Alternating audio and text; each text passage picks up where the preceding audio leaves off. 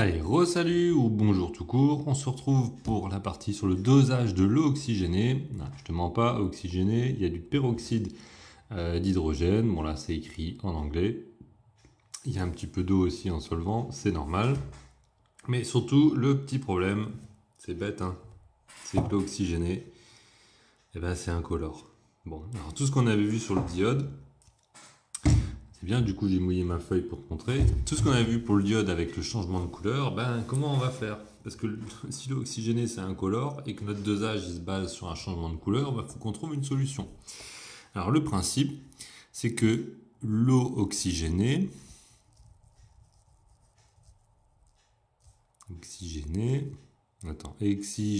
voilà, tu me fais déjà écrire n'importe quoi, est incolore.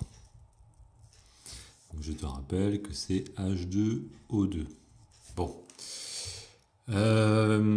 Du coup, en fait, l'astuce, ça va être de la doser avec quelque chose qui est coloré. Et je vais te montrer. On va la titrer, on va la doser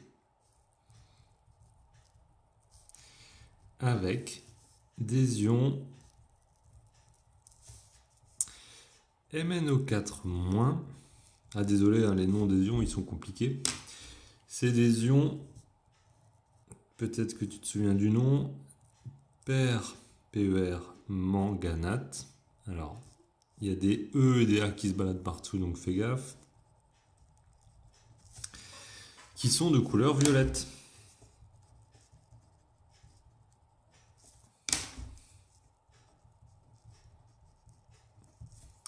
Ok, donc ces ions permanganate de couleur violette, ils vont nous permettre de réaliser notre dosage. Et c'est là où c'est intéressant parce que tu as un truc incolore que tu vas détruire, d'accord, que tu vas doser pour le déterminer. Et quand tu l'auras complètement détruit, et bien forcément, lui, il ne pourra plus réagir avec. Tu vas voir apparaître cette couleur violette uniquement à ce moment-là, uniquement quand tu seras à l'équivalence. Donc où est-ce qu'on met notre solution titrante et notre solution titrée?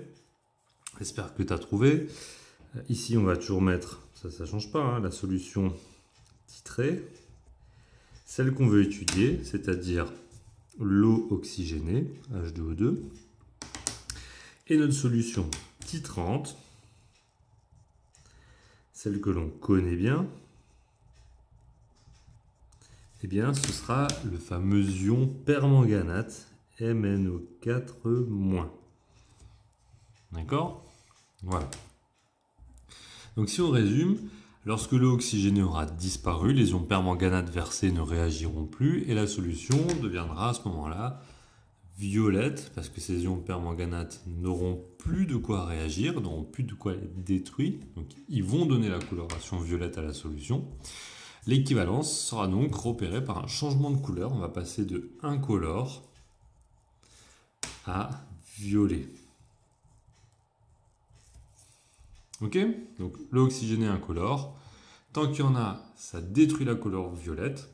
Quand la couleur violette reste, c'est qu'il n'y a plus d'eau oxygénée et qu'on a donc atteint l'équivalence du dosage.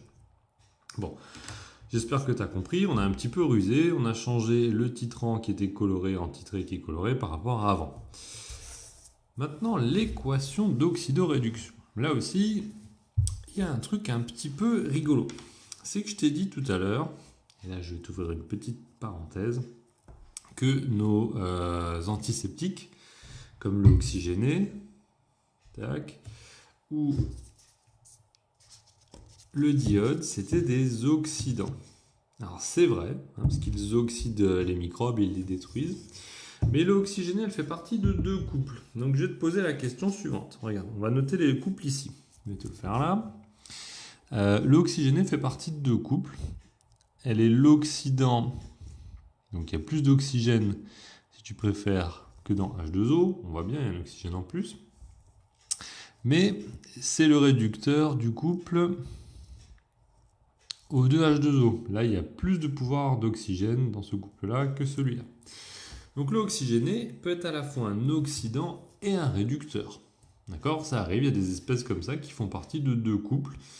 Bon, alors on va se dire, ok, regarde bien, lui le permanganate fait partie que d'un seul couple. Il est là notre permanganate violet. Si je veux que ma réaction au-dessus fonctionne, eh bien, l'eau oxygénée va réagir dans un rôle, cette fois-ci, de réducteur. C'est logique, ça c'est un oxydant. Je ne peux pas faire réagir un oxydant avec un oxydant.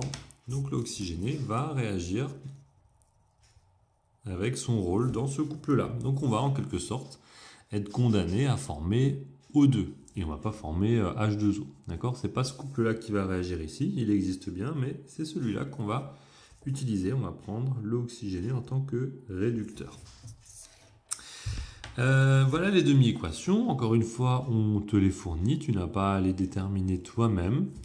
On va remettre juste un petit peu de couleur pour voir où se trouvent nos protagonistes. L'eau oxygénée est ici. Tu remarques qu'il n'est pas du côté des électrons. Hein, les électrons sont de l'autre côté. Donc c'est bien le réducteur. Dans l'autre couple, MnO4-, l'ion permanganate, se trouve du côté des électrons. Hop, ils sont avec lui. C'est donc l'oxydant. Donc tout va bien. Jusque-là, ça va bien. Par contre, j'attire ton attention sur un petit truc sur lequel il faudra faire gaffe. Le nombre d'électrons des deux demi-équations n'est pas le même. On va voir qu'on sait résoudre ce petit souci. Alors, qui est l'oxydant, qui est le réducteur? Bon, on vient d'en parler. L'oxydant, c'est MnO4-. Le réducteur, c'est H2O2. D'accord? Bon, j'espère que là, ça va. On va établir l'équation d'oxydoréduction. Donc, comme auparavant, je mets ma parenthèse. Je peux même la faire en deux petites parenthèses.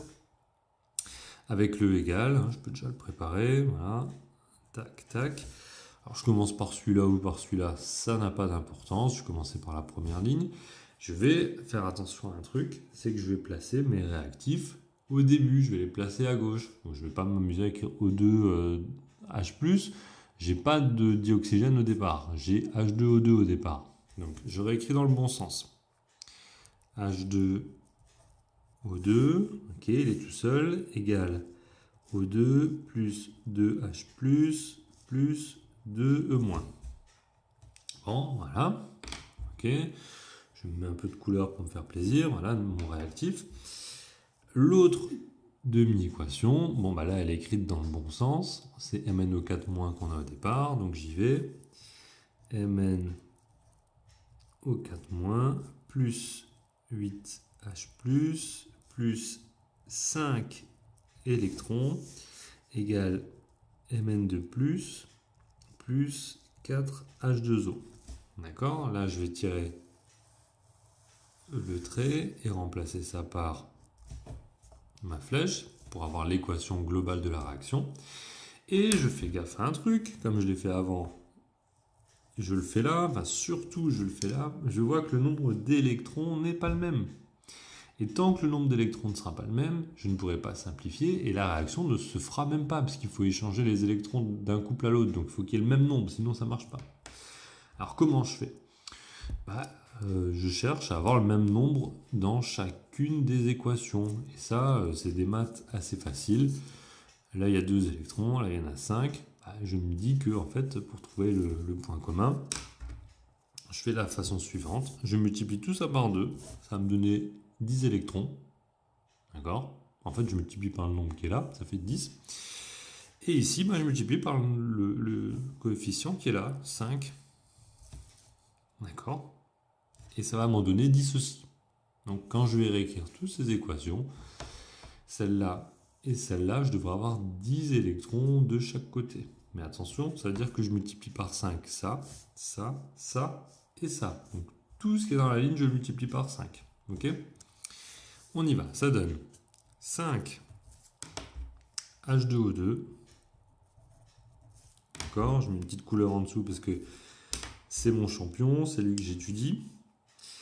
Je fais une petite pause parce que je vais m'attaquer à la deuxième ligne.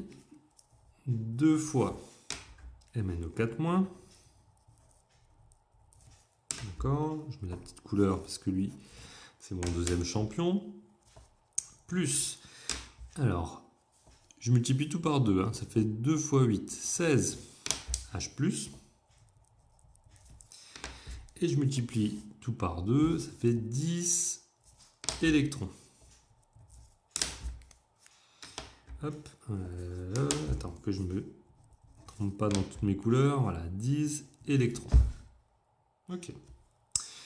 Je fais pareil de l'autre côté, donc je reprends sur la première ligne, je rappelle que je multiplie tout par 5, ça fait donc 5 O2 plus 5 fois 2, 10 H+, plus 5 fois 2, 10 électrons. Ah bah du coup voilà, je me suis trompé dans les couleurs. Donc 10 E-. Ok. J'oublie pas cette partie-là. Je multiplie par 2 dans cette partie-là. 2 Mn2+. Alors tu as vu que c'est pas très compliqué, mais il faut quand même le faire sans se planter, hein. C'est vraiment du secrétariat là. 2 fois 4, 8 H2O. Voilà, donc là, la difficulté, elle n'est pas hyper compliquée, c'est juste qu'il ne faut pas se tromper. Donc, pense bien à trop lire. Si j'ai bien fait mon boulot, je devrais pouvoir sortir mon crayon qui me permet de barrer les électrons. Je regarde, 10 électrons ici, 10 électrons là. Il se simplifie. S'il ne se simplifie pas, c'est qu'il y a une faute. D'accord? Parce que dans l'oxydoréduction, il faut les simplifier à tout prix. Il y a autre chose qui peut se simplifier. De temps en temps, on peut regarder, s'il y a un truc à gauche et à droite, 16H+, 10H+. Donc là, on va les simplifier. On va enlever ces 10H+, à condition de les enlever de l'autre côté. Il va en rester plus que 6. Ok, 16 moins 10, ça fait 6. Autre chose, non. Donc c'est plutôt pas mal. Quand je fais ça, là, comme j'ai simplifié un peu à gauche, à droite, là, ça peut valoir le coup de réécrire proprement. Ça va nous donner 5 H2O2 plus 2 MnO4- plus 6 H+, flèche qui se lie donne 5 O2 plus 2 Mn2+, plus 8H2O. Tant mieux, il n'y avait plus de place sur la feuille. Ok. Voilà, donc là c'est simplifié. J'ai mes coefficients et tout le tralala sur mes deux réactifs. Donc voilà, le permanganate est ici et l'eau oxygénée, elle est là. D'accord? Bon, une fois que tu as fait ça, bah déjà tu es content. Il ne te reste plus qu'à trouver la relation à l'équivalence. Donc comme dans le diode, je te rappelle qu'à l'équivalence, les réactifs sont dans les proportions. J'espère que tu as écrit le mot sans que je te le dise. Stoichiométrique. Alors, en fait, il faut l'écrire. Hein. C'est une justification pour expliquer ce qui va se passer après. Il ne faut pas dire à l'équivalence, paf, je balance la relation. Il faut dire on est dans les proportions stoichiométriques. Ça veut dire qu'il y a autant de l'un que de l'autre. L'équation de la réaction, bon, bah, elle est là. Je vais la refaire encore une fois en accéléré. Mais surtout, je vais laisser un peu de place pour mettre les coefficients qui m'intéressent en couleur. Donc, m'engueule pas si j'ai oublié des choses, je sais. C'est fait exprès. Hop. Voilà. On s'en fiche un petit peu. Par contre, là où on s'en fiche pas, c'est sur les coefficients. Là, il y a un 2. Là, il y a un 5. Voilà. Et donc, on applique ce qu'on a dit là dans la dernière vidéo sur les relations à l'équivalence, c'est-à-dire ça. Ça y est, tu le vois assez là? Ouais, t'as pas de problème de vue? Non, c'est bon.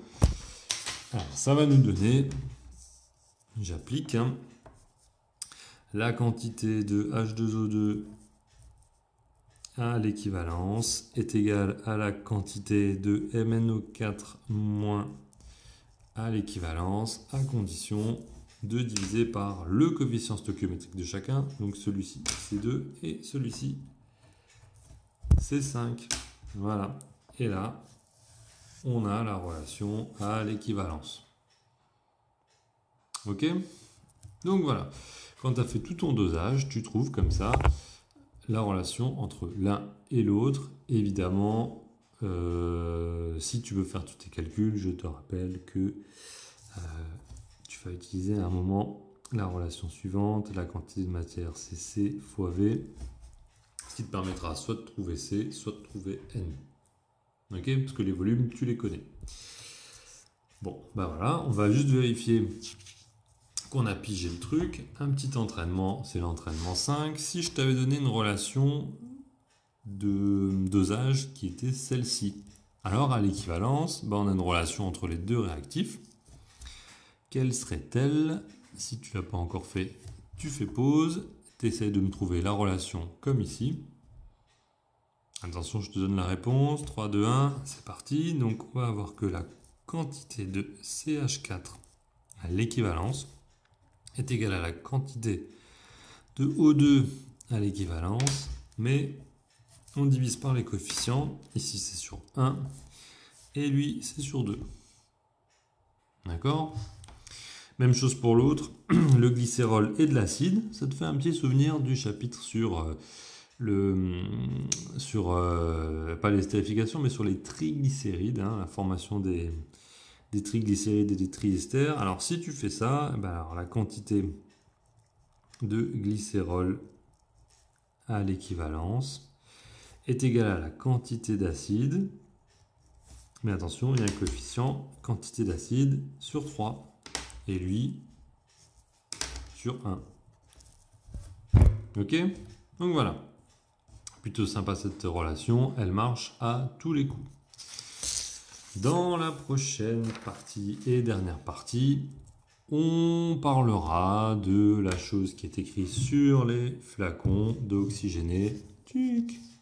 Attends, je te refais le coup de l'alcool. Non, ça va pas ça. L'oxygéné, on a dit. Divolume, qu'est-ce que ça veut dire que ce divolume? En fait, c'est sa concentration. Et bien, on verra comment, à partir du dosage, on peut connaître ce fameux titre qui est écrit souvent d'ailleurs à 10 volumes dans les trucs médicaux. Ok? Donc voilà, on se revoit dans la prochaine vidéo pour parler de cette partie-là et finir ce chapitre. Allez, à bientôt.